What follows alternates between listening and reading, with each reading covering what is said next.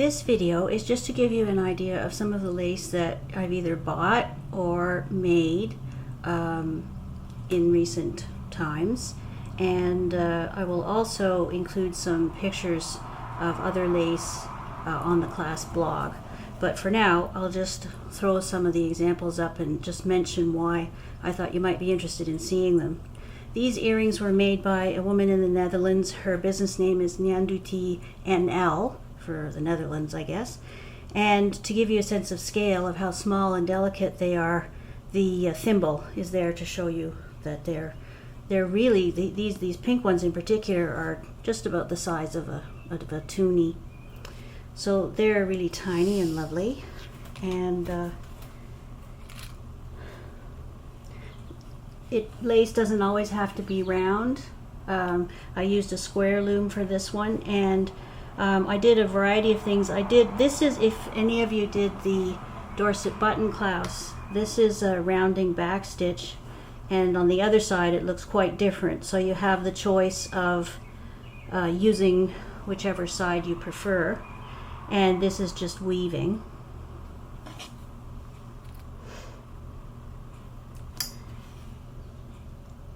This one shows you these cylindrical parts are just wrapped.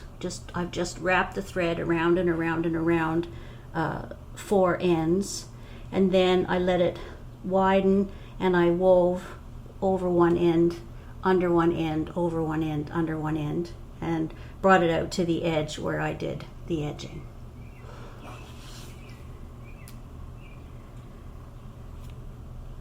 This one is an example of the rounding back stitch, but from the other side, but I deliberately left the rows further apart so they weren't smashed together, because I wanted to see what it would look like if it would had some room to breathe.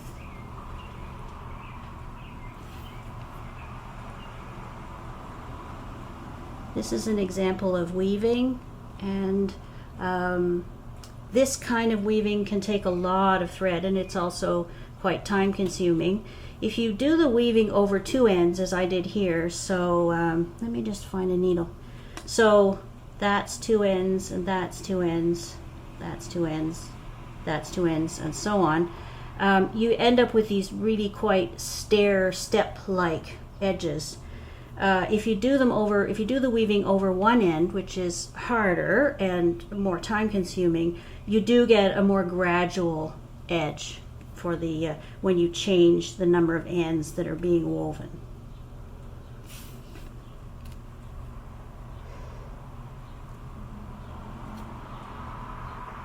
Sorry, this one doesn't want to lay flat. I had some trouble with this. I used a rayon thread and it was very slippery, and so the wrapping around the ends it kept slipping loose. And so if you choose to use rayon thread, just be aware that you have to be firm with it and make it do what you want.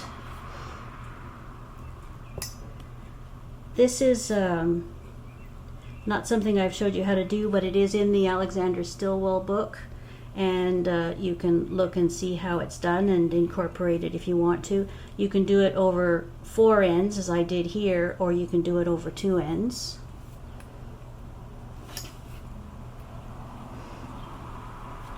I chose to use a metallic thread to do my weaving.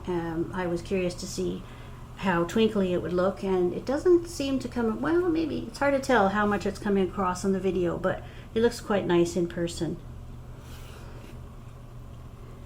This is another square with some, the pins were very far apart with this loom, and so it's really quite coarse looking.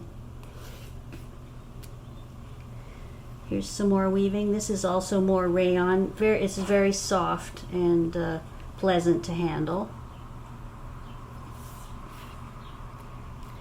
This, on the other hand, I used a polyester thread that's intended for shoemaking, and so it's very, very strong and quite fine, and it had this interesting variegation in the color, but the lace is quite stiff and sort of, I won't say rough because it's not rough, but it's stiff. It's not gentle. And this took many, many, many, many, many meters of thread, or yards of thread. I'm guessing, I can't remember, it's been a long time since I did this one, months, but my guess now in retrospect would be that it was probably 6 or 7 yards per petal, maybe even 8. I tried this wrapping technique on this one, and I really like the look of it on the wrong side.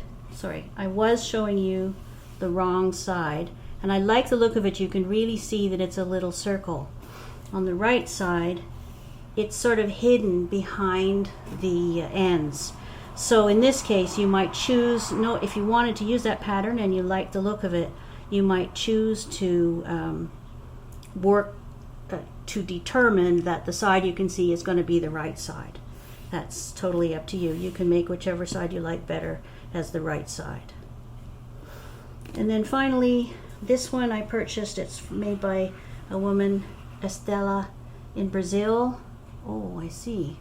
Hang on, let me just move this so you can see it from a greater distance.